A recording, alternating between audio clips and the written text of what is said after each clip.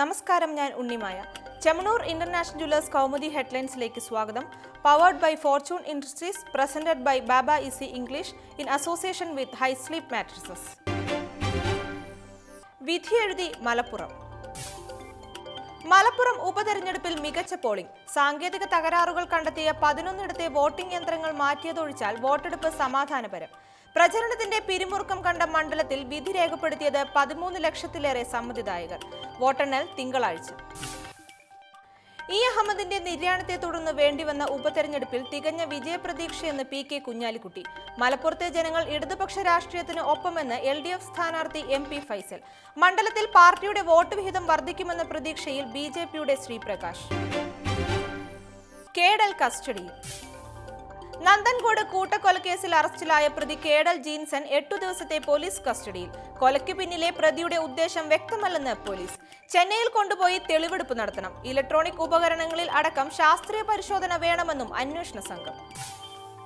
അച്ഛനമ്മമാർ ഉൾപ്പെടെ 4 പേരെ കൊലപ്പെടുത്തിയത് കടുത്ത വൈരാഗ്യം കാരണമെന്ന് പുതിയ മൊഴി. കൊലയ്ക്ക് കാരണം കുടുംബത്തിൽ നിന്നുള്ള അവഗണനയെന്നും ചോദ്യം ചെയ്യലിൽ കേഡൽ ജിൻസൺ രാജ.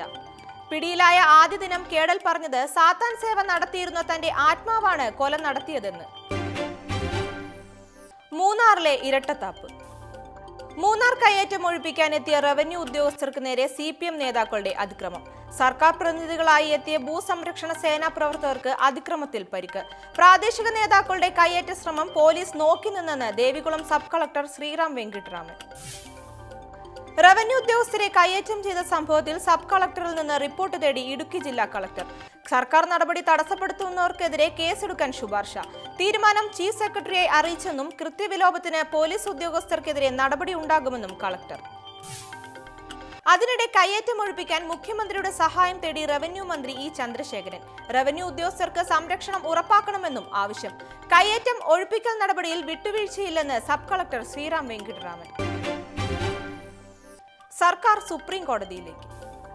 ജിഷ്ണു കേസിൽ സംസ്ഥാന സർക്കാർ വീണ്ടും സുപ്രീം കോടതിയിലേക്ക്. പ്രതികളുടെ ജാമ്യം റദ്ദാക്കണമെന്നാവശ്യപ്പെട്ട് ഹർജി നൽകും. കേസിൽ പ്രോസിക്യൂഷന് തുല്യനീതി കിട്ടിയില്ലെന്നും സർക്കാർ. നിലപാട് ജിഷ്ണുവിന്റെ മരണത്തിൽ ആരോപണം നേരിടുന്ന മുഴുവൻ പ്രതികൾക്കും ജാമ്യം ലഭിച്ചതോടെ. അതേസമയം ജിഷ്ണു കേസിലെ സമരത്തിനു പിന്നിൽ ഗൂഢാലോചനയെന്ന് മുഖ്യമന്ത്രിയുടെ നിലപാട് തള്ളി മഹിജ. സഹോദരൻ ശ്രീജിത്ത് ഗൂഢാലോചന നടത്തിയെന്ന വാദം ശരിയല്ല. അക്കാര്യത്തിൽ മുഖ്യമന്ത്രിക്ക് തെറ്റുപറ്റിയെന്നും മഹിജയുടെ പ്രതികരണം. ഇന്നത്തെ സ്വർണം വെള്ളി നിരക്കുകൾ.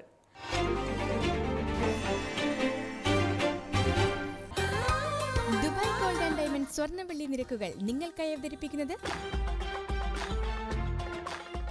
Dubai Gold and Diamonds, India, UAE, Oman, Bahrain.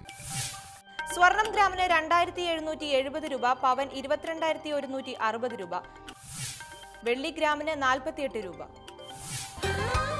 Dubai gold and diamond സ്വർണം വെള്ളി നിരക്കുകൾ നിങ്ങൾക്കായി അവതരിപ്പിച്ചത്